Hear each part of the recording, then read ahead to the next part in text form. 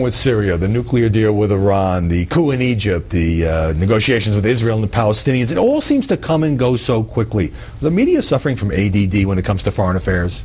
You know, a little bit. I don't think just the media. I think the public is. I noticed Fred Hite, your former colleague at the Washington Post, had a really wrenching piece about Syria, about the terrible human tragedy there. But, God, you could just go around the whole horn in the Middle East. There's a terrible human tragedy in Egypt. Yemen is really shaky lately.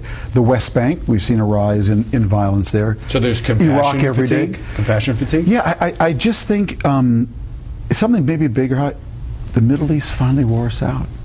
You know, in a sense, and even myself, where it's just so many things going the wrong way in so many places, that even when something like Syria, which is a tremendous human tragedy, especially they had a snowstorm this week. Even Tom Freedman, who spent so much time in the Middle East, who wrote those books about the Middle East, who continues to visit the region, you're feeling just worn out because the conflicts and the human misery never seem to end? Not worn out in the sense of my own intellectual curiosity, which is still there, but worn out in the sense of, you know, I try to write a solution-oriented column. I don't do pessimism really well. I find myself out of ideas when it comes to how to navigate out of the problems of this region. That's really what I mean for myself.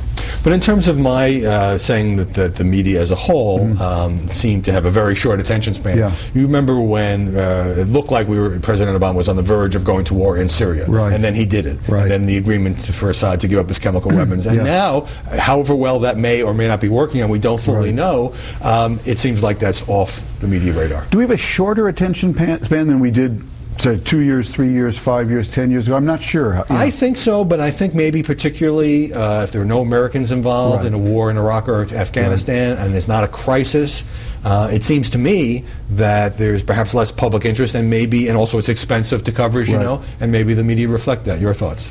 You know, I've thought many times how when I looked around the Commodore Hotel, which was the press central in Beirut when I was there as a correspondent for UPI and the New York Times in the early 80s, here's who I saw. I saw the New York Times, Washington Post, Wall Street Journal, Financial Times. I saw AP, UPI, Reuters, AFP, DPA, AFP. I saw Time, Newsweek, U.S. News and World Report, but here's who I also saw.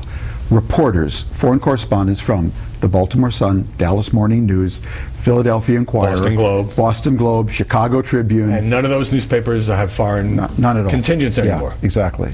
Now, the media lately, I've noticed, giving John Kerry substantial credit for being willing to take risks in the Middle East and elsewhere, and kind of contrasting that with a more cautious Hillary Clinton when she was Secretary of State. Is that a fair way to frame the story? I think so. I mean, whether one wants to compare it to Hillary or not, I think what I really admire about Kerry is the fact that he's daring to fail. I had a chance to cover another consequential Secretary of State, Jim Baker, when I was a diplomatic correspondent. And I remember Baker took 15 trips to the Middle East. I think it was 7 before the Iraq War and then 8 after to put together the Madrid Peace Conference, which was the first big breakthrough between Israel and a wide array of Arab governments.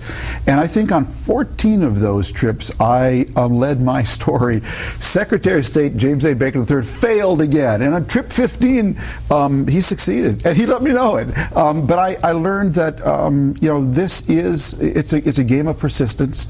It's not being dissuaded, not being blown back by all the people on both sides, you know, who will blow you back. And I admire Kerry for daring to fail. But of course, Hillary's record is being reassessed and will be reassessed many times because of the possibility of 2016. Yeah, and I think that it's never good to have a Secretary of State who has career plans after that job. I would say that. But I would say in Hillary's defense, Kerry is now reaping the benefits of the sanctions that we put on Iran, that to Hillary's credit, she was central to organizing that last turn of the sanctions wheel that brought the Russians and the Chinese in, that have really given a ripeness to the story that Kerry's able to take advantage of. On the domestic front, you have written that you still support Obamacare as, quote, morally right.